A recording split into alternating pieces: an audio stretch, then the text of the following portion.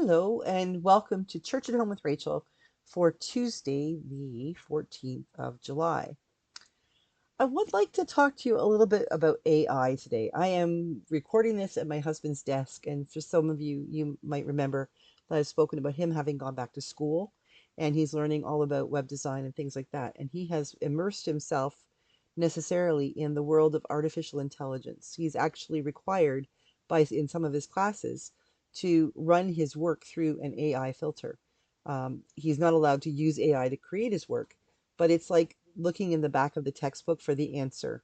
It doesn't tell you how to get to the answer, but tells you what the right answer is, so that when you're doing the work in the textbook, you know if you're on the right track. And the AI filter is what he's supposed to use to sort of say, this is where you're going right, and this is where you've kind of gone off the rails. So AI, which I really don't like the idea of, is actually a good thing for many things. Last week, my executive archdeacon, who does a lot of work, sort of the paperwork for the diocese, has been working hard on our synod. And our synod is a gathering of the people. And in our diocese, we meet once every 3 years. And that's when you have motions that come forward, you have reports about what's been happening since your last synod. So we've had 3 years. In their last synod, they elected me. So a lot's happened, and there's a lot going on, and there's all kinds of things that have to happen. And as in anything, when you only do it once every 3 years, people aren't used to doing it, so they're reluctant to get it done. And for those who procrastinate, so poor Cheryl's been ripping her hair out because people aren't getting back to her and work's not getting done and all of these things. And she's trying to get ready to go on holidays. And then when I'm going to go on holidays for August, and when we come back, the synod's in late September, and it's just crazy in the office. So just for giggles, she was needing to wonder what what questions, what motions do we need to have come forward to our synod that based on our executive committee, which does the work of the synod of the church between in the 3 years between every couple of months we gather. So she wanted to know, sort of without having to go through 3 years worth of minutes and the canons and constitutions and things like that. She wanted to just see what would happen if she ran all of the things through AI. And so she did. And this incredible 3-page document came up with all of the steps that we need to take to get ready for synod, the process of synod, and amazingly enough, some really well worded, wordsmithed motions that will bring forward what we need to do at synod. And she called me in, she and the dean, he's the rector, the priest for the cathedral. They were chatting about this. And so I went into her office to see what they were up to, and on a Friday afternoon before it was time to go home.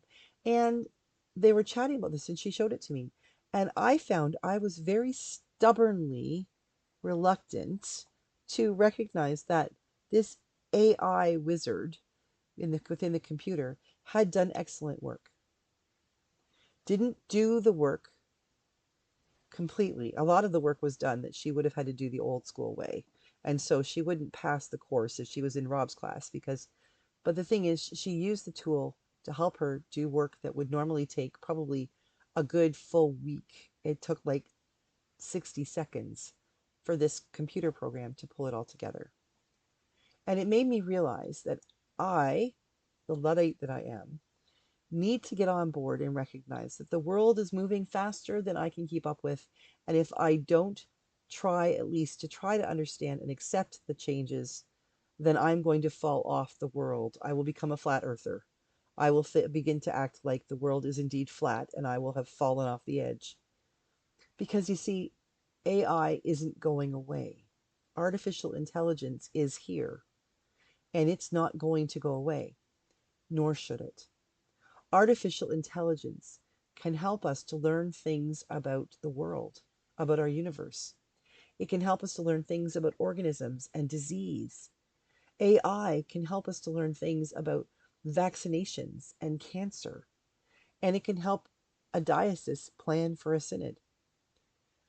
We need to be able to get to a point where we are open to the possibilities without losing our minds, our common sense. AI is a tool that we as thinking, rational human beings can use. Might there come a day, like in Terminator or something from the big screen, where AI takes over the world? I think there is a risk of that. That if we aren't continuing to monitor all of these things, that we might find ourselves without holding on to the reins, that something else is. But that can only happen if we let down our guard, if we give up our responsibilities that lie within our common sense. I am encouraged about, to be quite frank, I'm encouraged about the look of relief on Cheryl's face when she realized she's about to go on holidays at the end of next week and knows that when she comes back after her holidays, she doesn't have to be faced with the mountain of work that she thought she did, because this AI program has spit out right there the work that she would have to be working on. That's a good thing. Now, I need to embrace that. I need to be able to learn how to use the AI so I don't end up becoming one of those people that AI might use later. Sometimes the things that we're worried about when this whole world is filled with things getting, like, what do they call it, progress. I couldn't even remember the word. People worry about progress and things happening. Well, sometimes we have to acknowledge it's real, but then we have to also acknowledge that we have a responsibility for dealing with it. And when we can deal with it, when we acknowledge what's happening, that's when we can prepare ourselves to use it well. You and I don't have to be terrified of AI. We can embrace it and we can acknowledge that it's not a bad thing. We just have to recognize that we have to learn it and get used to it and understand how it works. So, as you go about your week, I encourage you to figure out, what are those things in your life, whether it's electronic and computer or maybe it's something else altogether. But what are those things that you, like me, need to learn to sort of suck it up and say, okay, it's here to stay, it's not going away. Maybe I need to get on board. Because once we get on board, it means we can drive that train. We don't have to be tagging along beside it. Skunk's decided to say hi, everybody. Here she is.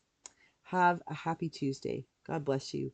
And I'll see you again tomorrow for Church at Home with Rachel.